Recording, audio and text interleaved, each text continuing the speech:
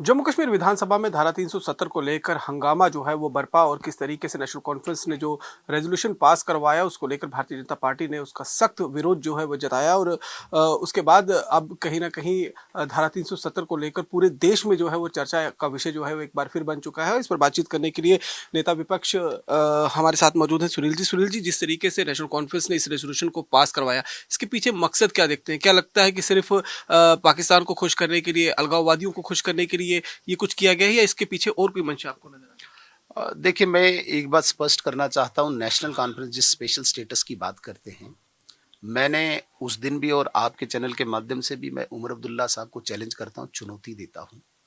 अगर जम्मू कश्मीर के हवाले में कहीं पे भी स्पेशल स्टेटस का शब्द वो ढूंढ के लाए, मैं राजनीति से संन्यास लूंगा। कहने का ये तात्पर्य है, स्पेशल स्टेटस बोल के कश्मीर की गरीब जनता को दोबारा से सड़कों पे लाना चाहते हैं, स्ट्रीट वायलेंस में कन्वर्ट करना चाहते हैं और सेपरेटिज्म का एक स्लोगन दोबारा से वो जीवित करना चाहते हैं, जो बिल्कुल नाकाबिले बर्दाश्त है। और उस स्पेशल स्टेटस के रेजोल्यूशन को स्पीकर ऑफ द हाउस ये कहता है कि दिस रिफ्लेक्ट्स 370, जबकि उसे ये अधिकार ही नहीं स्पीकर को इस प्रकार से एक पर्टिकुलर पार्टी का स्पोक्स पर्सन बनने की। अगर वो रिफ्लेक्ट करता है 370 को, तो मैं ये भी चुनौती देता हूं कि दुनिया की कोई ऐसी ताकत अब 370 को वापस नहीं ला सकती। ये एक हिस्ट्री बन गई है। और वैसे भी जो 370 है, दैट वाज टेम्परेरी प्रोविजन। वो कोई स्टेटस, वो कोई स्पेशल स्टेटस तो था नहीं। और टेम्परेरी प्रोविजन अन्य राज्यों में भी कभी हुआ है। टेम्परेरी प्रोविजन जब तक न भारतीय संविधान पूरी तरह से लागू हो, और जब भारतीय संविधान लागू हो गया उसके बाद पार्लियामेंट के अलावा किसी के पास अधिकार नहीं है। और जिस पार्लियामेंट के डिसीजन को सुप्रीम कोर्ट ने भी सेटल कर दिया हो, अब किसी के पास कोई अधिकार ही नहीं इस प्रकार से इस प्रकार के रेजोल्यूशन लाने का। इसे हम अनकॉन्स्टिट्यूशनल कहते हैं, अनडेमोक्रेटिक कहते हैं, गैर कानूनी कहते हैं, जिसका हमने अपोज किया और करते रहेंगे। लेकिन अगर पार्लियामेंट के सिवा कोई स्पेशल स्टेटस जम्मू कश्मीर को दे नहीं सकता, तो फिर इस रेजोल्यूशन के लाने का मकसद क्या देख रहे हैं आप? मैं दोबारा से कहूंगा, कश्मीर में नेशनल कॉन्फ्रेंस हो, पीपल्स डेमोक्रेटिक पार्टी हो या अन्य इस प्रकार के कोई राजनीतिक दल हो, इनका मकसद है वहां पे दोबारा से गरीब का जो बच्चा है, जो वहां पे पत्थरबाज बने, स्ट्रीट वायलेंस को दोबारा से लाइव करना, दोबारा से जिंदा करना, ताकि उसके दम पे वो चिल्लाते रहे। अलगाववाद का जो बेसिक फंडा है, जो अलगाववाद सेपरेटिज्म, उसको दोबारा से जिंदा करना। क्योंकि जब से 370 खत्म हो गया है, अलगाववादी जेलों के पीछे हैं। अलगाववाद का शब्द कश्मीर में इस वक्त कहीं दिखता नहीं है। उसको दोबारा से जीवित करना चाहते हैं और पाकिस्तान का एक जो नैरेटिव वहां पे बड़ी देर से चलाना चाहते हैं कि भूमि भारत की रहे, नैरेटिव पाकिस्तान का चलता रहे, वो आतंकवाद के नाम पे चलता रहे, अलगाववाद के नाम पे चलता रहे। उसी नैरेटिव के लिए ये कोशिश इनडायरेक्टली कर रहे हैं, जो कामयाब नहीं होगी। अब इस पूरे हंगामे के बीच जो स्पेशल सत्र बुलाया गया था वो सैनिटाइज हो गया। अब बजट सत्र जो है वो फरवरी में दोबारा से शुरू होगा, तो भारतीय जनता पार्टी इस मुद्दे को उस सत्र में भी पूरी तरीके से देखिए, मुद्दा जब जब इस प्रकार का ये लाएंगे, मुद्दे को हम अपोज करेंगे। हालांकि इसकी लीगल सैंक्टिटी कुछ नहीं है, लीगल वैलिडिटी कुछ नहीं है, ये हम मानते हैं।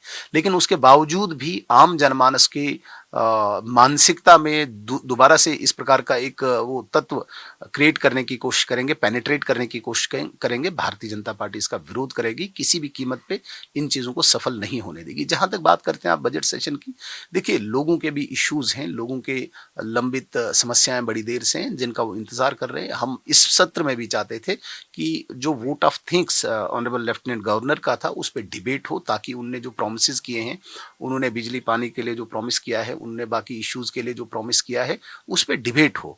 लेकिन उसको डिबेट करने के लिए, उसको डाइवर्ट करने के लिए उन्होंने इस प्रकार का एक शगुफा लाए, ताकि पूरे देश दुनिया में एक मीडिया के जरिए से वो पाकिस्तान के उस एजेंडे को खुश करें और वहां पे फिर गरीब बच्चों को गुमराह करके वो स्ट्रीट वायलेंस में इन्वॉल्व करें, वहां पे रक्त बहता जाए और इनकी राजनीति चलती जाए। लगता है इस रेजोल्यूशन को विधानसभा में पास करवाकर नेशनल कॉन्फ्रेंस ने जम्मू वर्सेस कश्मीर की एक लड़ाई बना दी है इसको? देखिए, कश्मीर में इस प्रकार का आराम से वो एलिमेंट मिलता है जो उनकी उस विचारधारा को अडॉप्ट करता है, एक्सेप्ट करता है। जम्मू ने हमेशा मेजॉरिटी, जम्मू ने यहाँ से इनकी विचारधारा का विरोध किया है वो इस प्रकार की दीवार पैदा करना चाहते हैं, क्योंकि जम्मू में अधिकांश लोग राष्ट्रवादी हैं, और ऐसा नहीं कि कश्मीर में नहीं है, कश्मीर में भी लोग राष्ट्रवादी हैं, लेकिन वहाँ पे इस प्रकार का एलिमेंट उनको मिलता है जिसको वो उकसा सकते हैं। तो उनकी ये बेसिक कोशिश रही है कि इन दोनों प्रोविंसेस के बीच में एक दीवार खड़ी करें, क्योंकि वैसे भी जो कोर कॉन्स्टिट्यूंसी नेशनल कॉन्फ्रेंस की रही है वो कश्मीर में ही सीमित रही है, और इस बार इनके इस स्लोगन को और ज़्यादा इन्होंने मजबूत करने के लिए अब विधानसभा का भी उपयोग करना शुरू कर दिया, जिससे आने वाले दिनों में मुझे लगता है कि राष्ट्रवादी और अराष्ट्रीय तत्वों के बीच में एक लड़ाई जो पहले से वो और मजबूत होगी। लेकिन जम्मू हमेशा नेशनलिस्टिक सोच के साथ है, जम्मू हमेशा राष्ट्रवादी विचारधारा के साथ है। कहीं न कहीं कश्मीर में भी काफ़ी हद तक अभी कोशिश की है कि राष्ट्रवादी सोच और खासकर इनकी अराष्ट्रवादी सोच जो है उसको डिफीट किया जाए। उसकी एक लड़ाई लगी है जिसमें अंततः राष्ट्रवादी सोच जीतेगी। इन सब के बीच आप कांग्रेस का जो रोल है विधानसभा के अंदर वो किस तरीके से देखते हैं? मैं कांग्रेस को भी काफ़ी बार प्रश्न कर चुका हूं और आज भी करता हूं। वो कहते हैं कि भाई ये स्टेटहुड के लिए रेजोल्यूशन है।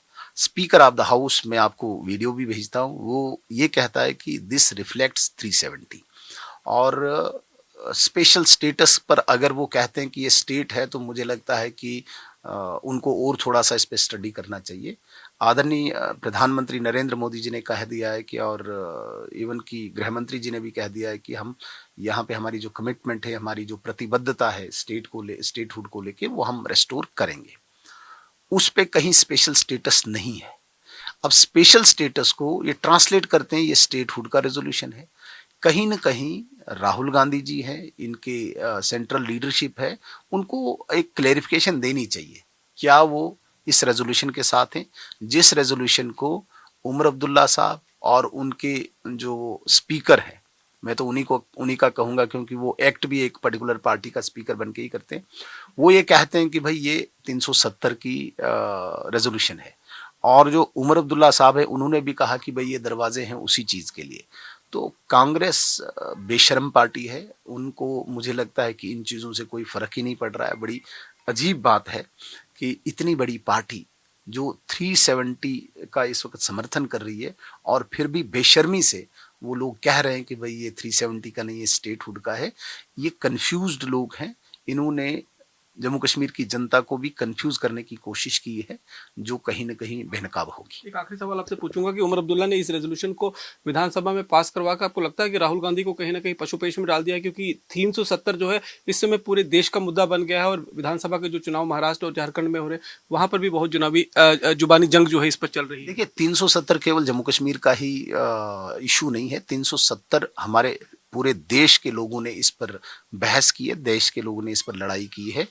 इस देश के सबसे छोटे वाइस चांसलर तब के जनसंघ के संस्थापक डॉक्टर मुखर्जी यहाँ पे बलिदान हुए हैं, उनका बलिदान हुआ है यहाँ पे, और असंख्य कार्यकर्ताओं ने पूरे देश में, पूरे जम्मू कश्मीर में एक प्रोटेस्ट एजिटेशन किया, फिर जाके 370 हटा है। 370 कोई ओवरनाइट नहीं हटा है। 370 के लिए एक पूरी एक कथा है, एक कहानी है, जिसमें बहुत सारे लोगों ने अपना योगदान दिया है। जहाँ तक बात आती है अभी राहुल गांधी और उमर अब्दुल्ला की, राहुल गांधी जी आपने देखा होगा 2-3 दिन पहले तो मशाल मलिक उनसे सहायता मांग रही है। जिस terrorist turned separatist Yasin Malik की बीवी गुहार लगा रही है राहुल गांधी से। मतलब आप अंदाजा कीजिए, उसको भी उम्मीद राहुल गांधी से, किसको? एक टेररिस्ट को, कि भाई मुझे मदद करिए। अब आप अंदाजा कीजिए, जिस एजेंडे को उमर अब्दुल्ला साहब यहाँ पे चला रहे हैं, अगर इसकी डेप्थ में जाएं तो ये एजेंडा कहीं न कहीं पार ही पकता है। अक्रॉस बॉर्डर ही इसकी सारी प्लानिंग होती है, और यहाँ पे इनडायरेक्ट तौर से ये इसको यहाँ पे ग्लोरीफाई करते हैं। तो इसकी भी प्रोटेक्शन राहुल गांधी जी करते हैं, जिसका हमें बहुत ही अफसोस है कि देश के प्रमुख विपक्षी दल का इतना बड़ा नेता और किन एजेंडाज में वो फंसे हुए हैं जम्मू कश्मीर में, उनकी अपनी पॉलिसी क्लियर होनी चाहिए जम्मू कश्मीर को लेके। वो किस लाइन पे चलना चाहते हैं, किस पार्टी को यहाँ पे चलाना चाहते हैं। वो पार्टी, जिस पार्टी ने दोबारा से देश के कॉन्स्टिट्यूशन को क्वेश्चन किया है, इंडियन पार्लियामेंट को क्वेश्चन किया है, देश के सुप्रीम कोर्ट के सामने क्वेश्चन खड़ा कर दिया है, इस पार्टी के साथ अगर राहुल गांधी चलें तो देश की जनता कभी न कभी तो उन्हें पूछेगी।